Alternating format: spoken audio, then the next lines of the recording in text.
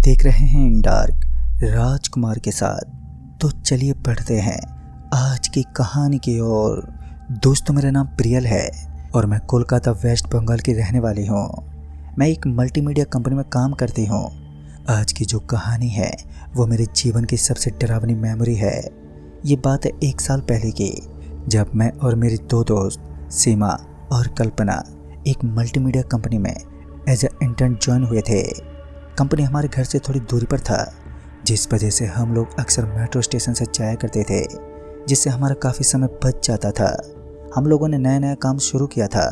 हम तीनों बहुत खुश थे कि हमें इतनी अच्छी जगह जॉब मिल गई और धीरे धीरे हमारी कंपनी में काम का बहुत बर्डन बढ़ने लगा। सीमा और कल्पना को काफ़ी दिक्कत होने लगी थी। वो लोग इतना काम का बर्डन हैंडल नहीं कर पा रहे थे और ऐसे एक दिन हम तीनों ऑफिस से अपने घर लौट रहे थे। काफ़ी रात हो चुकी थी, इसलिए मेट्रो स्टेशन बहुत सुनसान था। 1-2 लोग ही स्टेशन पर थे। हम लोग अपने मेट्रो ट्रेन का इंतजार ही कर रहे थे कि तभी मेट्रो लाइन से किसी लड़की की चीखने की आवाज़ आई। सीमा और कल्पना बहुत डर गई थी। मैंने हिम्मत करके आगे बढ़कर देखा, मगर वहाँ कुछ भी नहीं था। मैंने ठंडी आहें भरी और अपने मन को शांत किया और उन दोनों से कहा कि यार, आगे तो कुछ भी नहीं है, ये ज़रूर हमारे अंदर का वहम होगा। हम लोग काफ़ी थक गए हैं आज, इसलिए ऐसी चीज़ें सोच रहे हैं।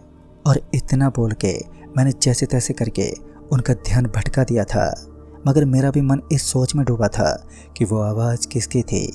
तभी हमारी ट्रेन आ चुकी थी और फिर हम तीनों उसमें बैठ गए। ट्रेन पूरी तरह से खाली थी और हम तीनों के अलावा हमारे कंपार्टमेंट में एक बूढ़ा कपल बैठा हुआ था।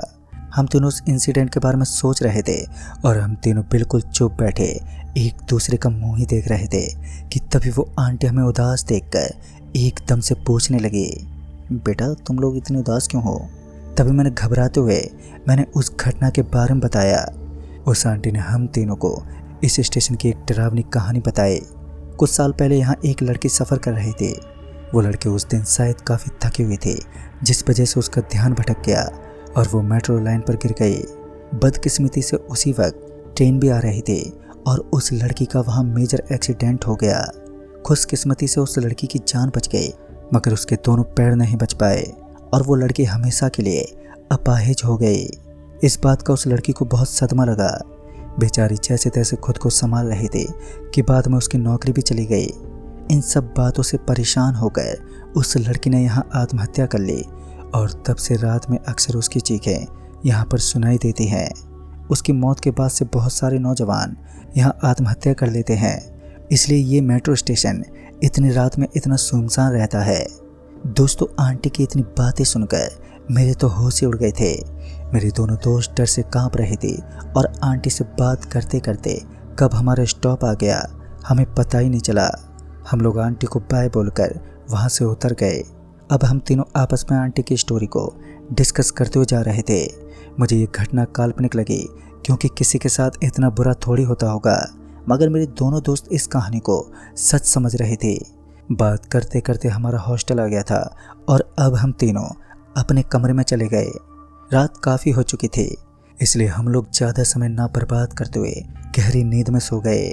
अगली सुबह फिर से ऑफिस जाने के लिए हम लोग तीनों मिले और आज कल्पना की तबीयत कुछ ठीक नहीं थी। फिर हम लोगों ने उसे ऑफिस से छुट्टी लेने को कहा, मगर काम का इतना प्रेशर था कि वो बेचारी ख़राब हालत में भी ऑफिस आ गई। हम लोगों ने ऑफिस जाने के लिए मेट्रो पकड़ी और अपने ऑफिस पहुंच गए। यहाँ दोपहर होते ही कल्पना की तबीयत बहुत ख़राब हो गई, तो वो छुट्टी लेकर चली गई। ऑफिस में मुझे और सीमा को कल्पना की चिंता हो रही थी, मगर हम लोग उसके पास नहीं जा सकते थे, बहुत सारा काम जो पड़ा हुआ था। फिर शाम को हमारी छुट्टी हुई और फिर हम दोनों भागे भागे मेट्रो स्टेशन पहुंच गए।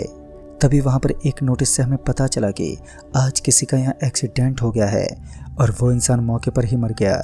ये सुनकर हमें अफसोस हुआ, मगर कल्पना से मिलना हमारे लिए ज़्यादा ज़रूरी था, इसलिए हम लोग पूरी नोटिस बिना पढ़े ही चले गए।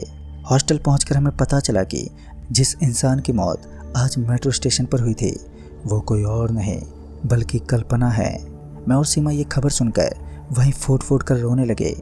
हमें विश्वास ही नहीं हो रहा था कि कल्पना हमें छोड़ के जा चुकी है। इस हादसे की वजह से मैं और सीमा टूट से गए थे। कल्पना बस हमारी याद में रह गई थी और पुलिस इन्वेस्टिगेशन में ये पता चला कि कल्पना ने सुसाइड किया था। लेकिन मुझे और सीमा को इस बात पर यकीन नहीं था कि कल्पना ऐसा कुछ कर भी सकती है। मगर पुलिस ने सुसाइड का केस बता के फाइल को बंद कर दिया। अब कल्पना को गए हुए 2 महीने बीत चुके थे। उसकी याद हमेशा हमें आती रहती थी, लेकिन अब हम धीरे धीरे अपनी लाइफ में आगे बढ़ रहे थे। एक दिन रोज की तरह मैं ऑफिस से आकर जल्दी सोने चली गई। उस दिन मैंने एक सपना भी देखा जिसमें कल्पना मुझे रोते हुए आवाज़ें लगा रही थी कि मुझे बचा लो। तभी मैं घबराते उठी और मन बहलाने के लिए खिड़की के पास आकर खड़ी हो गई। तभी मैंने खिड़की के बाहर कल्पना को खड़ा हुआ देखा, जो मुझे देखकर मुस्कुरा रही थी। ये देखकर मैं बहुत ज़्यादा घबरा गई और घबरा कर खिड़की बंद करके बेड पर बैठ गई और पूरी रात सो भी नहीं पाई। फिर अगली सुबह मैंने ये बात सीमा को बताई, लेकिन सीमा ने मेरा यकीन नहीं किया और वो मुझे अकेला छोड़कर मुझसे पहले ही ऑफिस चली गई। मैं कल रात के सपने की वजह से बहुत ही ज़्यादा चिंतित थी, जिस वजह से मैं ऑफिस थोड़ा लेट से गई और ऑफिस पहुंचकर मुझे ये पता चला कि सीमा को जॉब से निकाल दिया गया था, क्योंकि उसका ध्यान ऑफिस में नहीं रहता था और वो ऑफिस टाइम में काम नहीं करती थी। ये खबर सुनकर मुझे सीमा के लिए बहुत दुख हुआ, मगर सीमा बिना मुझसे बात किए ऑफिस से निकल गई। मैं ऑफिस से नहीं जा सकती थी, इसलिए मैं शाम को छुट्टी के बाद सीमा से मिलने जाने के लिए मेट्रो स्टेशन पहुंची। पर वहां एक दुखद खबर मेरा इंतज़ार कर रही थी। तभी मैंने वहां पर देखा कि सीमा ने भी उस मेट्रो लाइन के पास सुसाइड कर लिया है। सीमा की खून से सनी लाश देखकर मेरे तो होश ही उड़ गए। 2 महीने के अंदर मेरी दोनों अच्छी दोस्त मुझसे दूर जा चुकी थी। अब मैं बिल्कुल टूट सी गई थी और मुझे ऑफिस जाने का भी अब मन नहीं करता था। उस मेट्रो स्टेशन से मुझे अब नफरत सी होने लगी थी, क्योंकि मेरे दोनों दोस्तों की वहाँ मौत हो गई थी। लेकिन एक दिन मुझे ऑफिस जाना पड़ा किसी ज़रूरी काम के सिलसिले में। इत्तेफाक से उस दिन मेट्रो ट्रेन में मुझे वो आंटी दिखी जिन्होंने मुझे उस मेट्रो स्टेशन की कहानी बताई थी, जो मुझसे मेरे बाकी 2 दोस्तों के बारे में पूछने लगी और मैंने रोते हुए उन्हें अपने दोस्त की मौत के बारे में बताया। आंटी को मेरी बात पर यकीन नहीं हुआ कि मेरे दोनों दोस्तों की मौत हो गई है, वो भी इसी मेट्रो स्टेशन पर।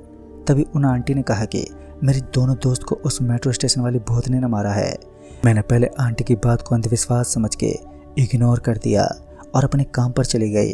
मगर ऑफिस में मुझे आंटी की बात सता रही थी और मैं अपने दोस्तों की मौत के गम में काम पर ध्यान ही नहीं दे पा रही थी, जिस वजह से बॉस ने मुझे बहुत सारा काम दे दिया ताकि मैं काम में बिजी रहूं और ये सब ख्याल मेरे मन से दूर हो जाएं।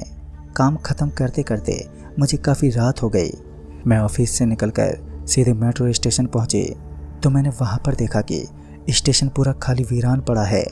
चारों तरफ एक अजीब सी शांति फैली हुई थी और दूर दूर तक किसी इंसान के होने का कोई नामो निशान नहीं था।